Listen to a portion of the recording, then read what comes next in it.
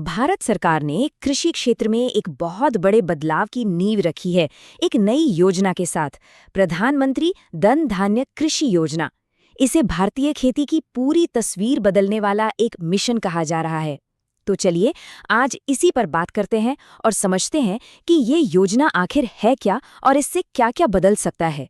इस पूरी योजना को अच्छे से समझने के लिए हम इन 5 जरूरी पहलुओं पर गौर करेंगे। हम शुरू करेंगे भारत की कृषि चुनौतियों से और फिर देखेंगे कि किसानों को इससे सीधा सीधा क्या फायदा होगा। चलिए पहले हिस्से से शुरू करते हैं। तो सबसे पहले ये समझना जरूरी है कि आखिर इस मिशन की जरूरत पड़ी ही क्यों, वो कौन सी बड़ी समस्या है जिससे ये योजना हल करना चाहती है। अब एक सवाल मन में आता है कि पूरे देश को छोड़कर सिर्फ 100 जिलों पर ही इतना फोकस क्यों किया जा रहा है। देखिए, इसका जवाब इन जिलों की खास चुनौतियों में छिपा है।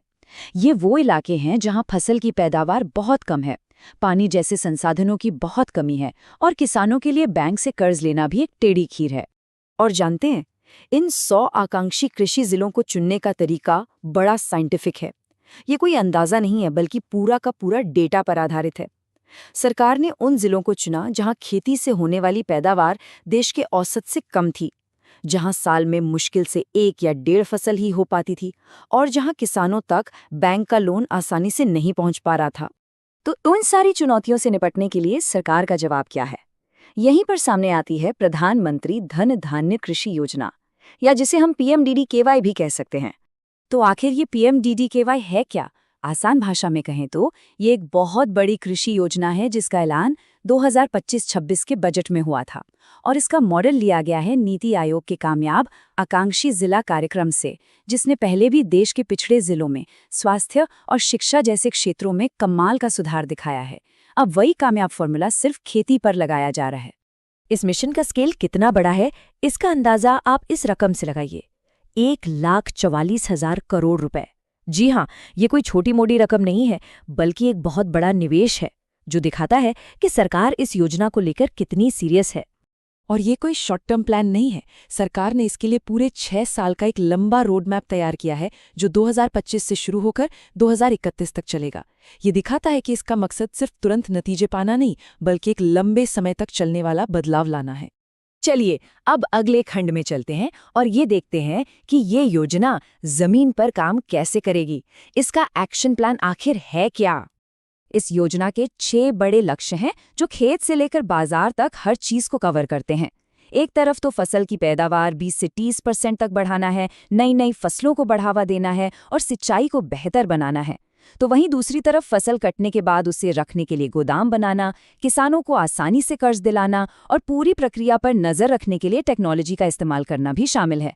मतलब ये एक 360 डिग्री अप्रोच है।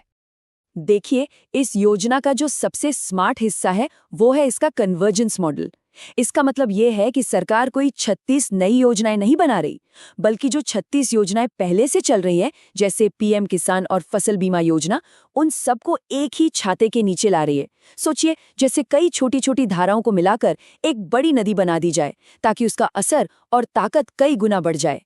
और इसे लागू करने के लिए एक 3 लेवल का सिस्टम बनाया गया है। सबसे ऊपर नेशनल लेवल पर एक कमेटी, फिर राज्यों में अपनी अपनी कमेटियां और सबसे जरूरी जिले के लेवल पर जिला धन धान्य समिति। इससे ये पक्का होगा कि योजना ऊपर से नीचे तक ठीक से पहुंचे। और ये ही इस योजना की सबसे बड़ी खूबी है। ये कोई एक साइज सब पर फिट वाला फॉर्मूला नहीं है। हर जिले की अपनी समिति होगी जो वहां की लोकल समस्याओं को समझकर अपना खुद का एक्शन प्लान बनाएगी। मतलब जैसी समस्या ठीक वैसा ही समाधान। चलिए अब आते हैं सबसे जरूरी सवाल पर। इन सब पॉलिसी और प्लान का उन जिलों के किसानों के लिए असल में मतलब क्या है? उन्हें सीधा सीधा क्या फायदा मिलेगा? तो एक किसान को इससे क्या मिलेगा? उन्हें अच्छी क्वालिटी के बीजों पर सब्सिडी मिलेगी, पानी बचाने वाली सिंचाई तकनीक जैसे ड्रिप और स्प्रिंकलर के लिए आर्थिक मदद मिलेगी, अपनी फसल को सुरक्षित रखने के लिए कोल्ड स्टोरेज की सुविधा मिलेगी और किसान क्रेडिट कार्ड से सस्ता और आसान लोन भी मिलेगा। इतना ही नहीं, उन्हें नई टेक्नोलॉजी और मार्केटिंग की ट्रेनिंग भी दी जाएगी, जिसमें महिला और युवा किसानों पर खास ध्यान दिया जाएगा। और इन सब कोशिशों का नतीजा क्या होगा? एक अनुमान है कि इन सब से किसानों की आमदनी में 20 से लेकर 40% तक की बढ़ोतरी हो सकती है। सोच कर देखिए, ये किसी भी किसान परिवार के जीवन में कितना बड़ा और पॉजिटिव बदलाव ला सकता है। इस योजना का एक नारा इसके एक बहुत बड़े मकसद को साफ करता है, हर बूंद का अधिक उपयोग, यानी मोर क्रॉप पर ड्रॉप। ये सिर्फ एक नारा नहीं है, बल्कि पानी की लगातार बढ़ती कमी को देखते हुए खेती को सस्टेनेबल बनाने की एक बहुत जरूरी रणनीति है। अच्छा, कोई भी बड़ी योजना बिना चुनौतियों के तो आती नहीं है, तो एक बैलेंस नजरिया रखते हुए आइए एक नज़र डालते हैं कि इस राह में क्या-क्या रुकावटें आ सकती हैं और उनसे निपटने के लिए क्या सोचा गया है। बिल्कुल, राह में कुछ बड़ी चुनौतियां भी हैं, जैसे हर किसान तक योजना की सही जानकारी पहुंचाना, उन्हें ऑनलाइन प्रोसेस सिखाना और ज़मीनी स्तर पर इसे ठीक से लागू करना। लेकिन अच्छी बात यह है कि योजना में इनके समाधान भी सोचे गए हैं, जैसे बड़े-बड़े जागरूकता अभियान चलाना और लोकल एनजीओज़ की मदद लेना। तो सबसे बड़ा सवाल यही बचता है, क्या ये योजना वाकई भारत में एक नई कृषि क्रांति की शुरुआत कर पाएगी? क्या ये बस एक और सरकारी स्कीम बनकर रह जाएगी, या फिर ये लाखों किसानों की तकदीर बदल देगी? इस योजना का असली असर तो आने वाले कुछ सालों में ही साफ होगा, लेकिन इसकी नींव और इसके इरादे यकीनन एक बड़े बदलाव का संकेत तो देते हैं। ऐसे ही दूसरे जरूरी विषयों पर और गहराई से जानकारी के लिए हमारे YouTube चैनल को सब्सक्राइब करना न भूलें।